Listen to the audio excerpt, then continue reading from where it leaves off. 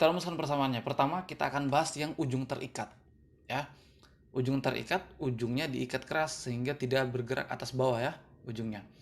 Maka kalau kita getarkan di sini sumber getarnya ya, digetarkan maka akan ada gelombang datang, kemudian akan ada gelombang pantul ya. Nah, gelombang atau gelombang pantul tadi berinterferensi. Nah, terbentuklah tadi ada simpul, simpul, simpul, simpul dan perut. Jadi ini perut ya. Perut, perut, perut, perut. Ini simpul pertama, simpul kedua, simpul ketiga, simpul keempat. Jadi pada ujung terikat titik pantulnya ini dimulai dari simpul ya.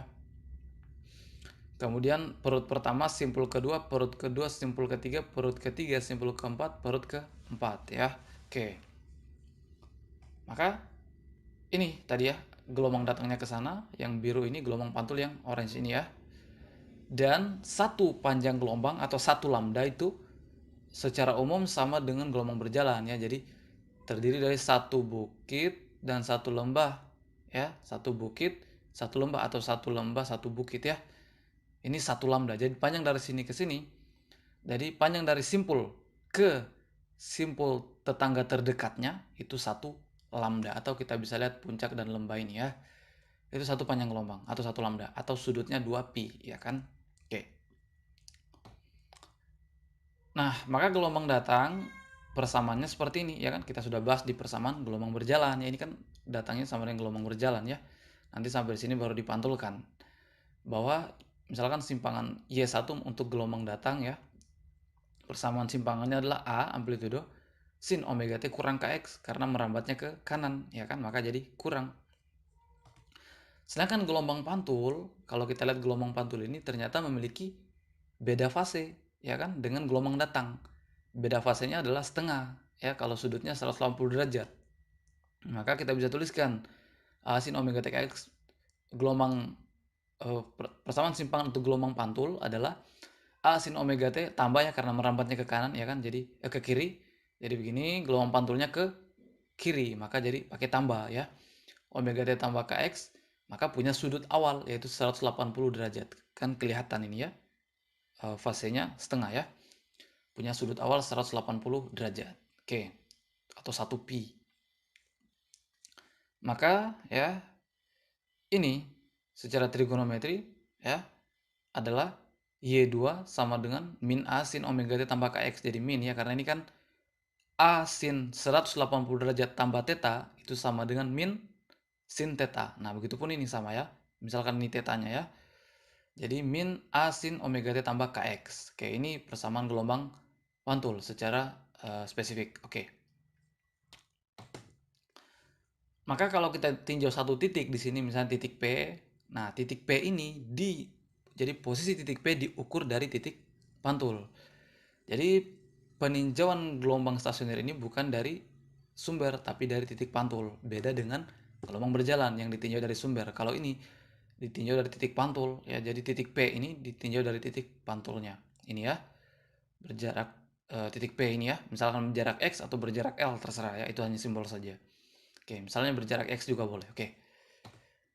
Nah, maka simpangan di titik P ini yaitu ini disuperposisikan, dijumlahkan antara gelombang datang dan gelombang pantul Y1 tambah Y2. Maka Y1 A sin omega T kurang Kx. Nah, ini kan kurang A ya, Y2-nya, maka kurang A ini ya. Oke. Nah, A-nya bisa kita keluarkan, difaktorkan menjadi seperti ini, ya kan? Oke. Bahwa ini ada persamaan trigonometri bahwa sin A tambah B kalau kita uraikan maka menjadi sin A cos B tambah cos A sin B, ya kan? Maka begitupun ini bisa diuraikan menjadi sin omega T cos Kx kurang ya cos omega T sin Kx. Jadi penjabaran ini adalah ini, kemudian penjabaran ini adalah kurang ya, ini kan karena ada kurang di sini ya, kurang sin omega T cos Kx kurang cos omega T sin Kx ya, karena ada kurang di sini ya, mengalih masuk, maka nanti di sini kurang, di sini juga kurang. Jadi ini menggunakan aturan ini dijabarkan seperti ini. Nah, kalau kita lihat ini ya, ini bisa saling menghilangkan dengan ini ya. Ini kan sin omega T cos Kx, ini kurang sin omega T cos Kx bisa 0 ya. Maka tinggal min cos omega T sin Kx kurang cos omega T sin Kx, hasilnya min 2 cos omega T sin Kx, ya kan? Atau ini sama dengan min 2 A sin Kx omega T. Nah, inilah persamaan simpangan di titik P ini. Nah, ada tanda minus di sini maksudnya gelombang mulai bergetar dari bawah ya. Kalau bergetar dari atas maka positif ya. 2 A sin Kx omega T. Jadi ini ya kita anggap saja gelombangnya mulai bergetar di atas, maka positif ya. Oke. Nah, sekarang ya kita sudah punya persamaan simpangan gelombang. Untuk gelombang stasioner adalah 2 A sin Kx cos omega T ya kan? Ini tadi ya. Sebelumnya tadi. Oke. Bahwa ada persamaan getaran yang juga sudah dipelajari ya. Bahwa persamaan getaran kan A cos omega T, ya kan? A cos omega T. Nah, kenapa di sini tidak ada tambah Kx? Karena getaran itu kan tidak merambat.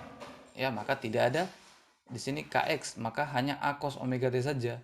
Ya, getaran kan tidak merambat, hanya yang merambat itu adalah gelombang. Nah, kalau kita lihat gelombang stasioner tadi, bahwa tadi kan seperti yang kita bahas ya, itu kan hanya bergetar-bergetar saja di sini, ya kan? Bergetar-bergetar seperti ini, tidak merambat. Artinya itu seperti getaran, ya kan? Seperti getar karena tidak merambat ya. Nah, maka kita bisa kaitkan persamaan getaran ini dengan persamaan gelombang stasioner ini, persamaan simpangan ini ya. Bahwa YP ini sama dengan, nah ini adalah Fx cos omega T. Dimana Fx ini kan A amplitudo getaran ya. Dimana Fx ini adalah amplitudo gelombang stasioner ujung terikat, yaitu 2A sin Kx. Jadi persamaan ini kalau kita kaitkan dengan persamaan getaran, karena memang ini bergetar-bergetar saja ya, bahwa ternyata persamaannya bisa kita ubah seperti ini. YP sama dengan Fx cos omega T. Nah, ini Fx-nya ya, 2A sin Kx ini. Nah, di mana 2A sin Kx ini kalau kita paralelkan dengan persamaan getaran ini adalah amplitudo A ya kan, tapi A ini, tapi di sini dalam bentuk fungsi. Ada X di sini ya, fungsi X. Karena memang amplitudonya di sini berubah-ubah ya, tidak konstan sebagaimana getaran. Kalau amplitudo gelombang stasioner dalam bentuk fungsi ya, tidak konstan. Dia berubah-berubah tergantung X ini ya. Oke. Jadi ini persamaan amplitudo gelombang stasioner ujung terikat. Fx sama dengan 2A sin Kx ya dalam bentuk fungsi. Oke. Di materi berikutnya kita akan bahas pembuktian atau kita coba merumuskan persamaan menentukan posisi simpul dan perut tadi ya. Oke, mungkin cukup sekian.